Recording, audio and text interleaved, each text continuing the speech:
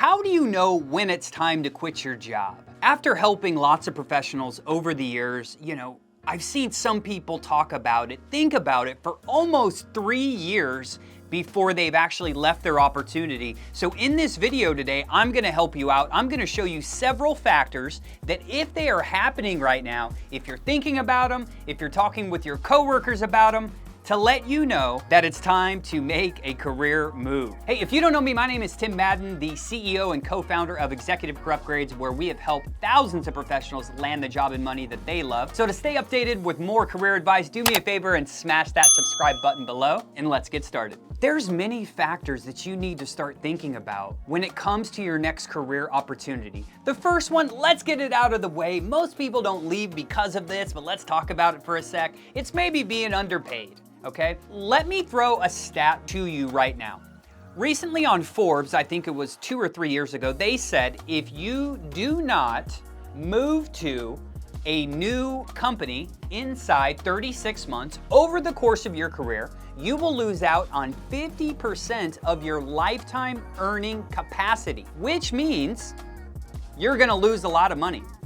Your biggest compensation increases are always gonna come when you switch companies. So how do you know if it's time to leave a company? Hey, if you have been at a company for 36 months and there is no sign of you getting promoted and getting a substantial increase, hey, let me be the first to tell you, it's probably time to start seeking other opportunities. And that's another, right? Lack of growth opportunities. It's not just about money, it's about continual growth. So right now, where you're at in your company, do you see a path, right? What's the vehicle? Is that company on a rocket ship? Or has it been stalled the past couple years? Has it actually been reduced? Average companies don't really even, increase that much year to year, which makes it very hard for all of these leadership positions to open at these organizations. But probably the biggest indicator on if you should leave now is, are you unhappy? Or do you have stress? Just because you're busy and work a lot of hours does not mean that you should be stressed out, right? If you're sold on a mission, sold on a purpose, it's not really stressful, okay?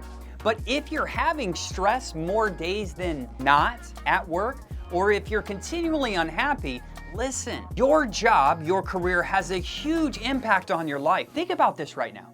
You typically work 8 hours a day, 10 hours a day. It could be on Zoom in the office or traveling, which only leaves a couple hours for your family. So do you think your work impacts your everyday life? Absolutely. And if you're not happy at work, and if you're continually stressed, what do you think that does to not only your family, but to your personal life? Hey, it's really hard to be in a toxic environment, stressed out, unhappy, and then go home to be the father that you need to be for your kids, right?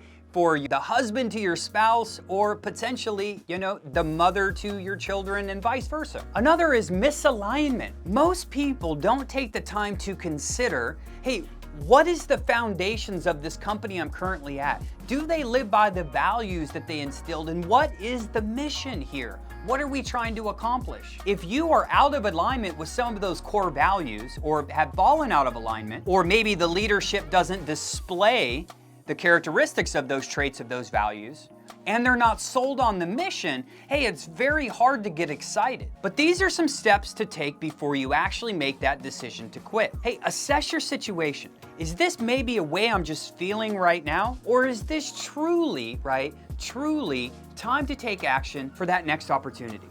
Number 2, seek advice. Hey, maybe schedule a call. You can go on over to execupgrades.com/podcast or go to execupgrades.com and schedule a call with us. We can help you try to figure that out. Maybe you have mentors or different people that you've relied on for career advice in the past. Number 3, before you quit a job, unless you are in the most toxic situation possible, hey, try to have another job lined up just for financial consistency, right? It's okay, hey, if it's not that bad, but it's time to leave, it's okay to stay there for a couple more months, right? As you're transitioning into finding that next opportunity. And lastly, hey, when you leave, no matter if it's the crappiest organization that drove you crazy, you always exit as a professional. Always have that professional exit. No matter what happens, hey, Alex, it's been a great time working here. Thank you so much for your guidance. Thank you so much for this. I was able to learn so much. Hey, you never know. The workforce, even though there's lots of people in the workforce, hey, you never know.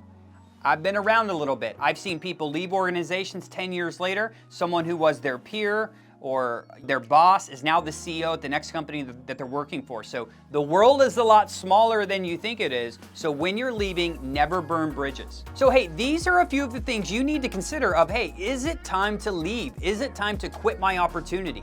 Right? So if you're feeling these types of way, it's the career growth, it's the money, it's the growth opportunities. These are all things that you need to consider. But just remember, the grass isn't always greener on the other side. And also remember those 4 critical steps to take and become aware of before you actually exit. And be sure to smash that button below to stay connected for more career advice.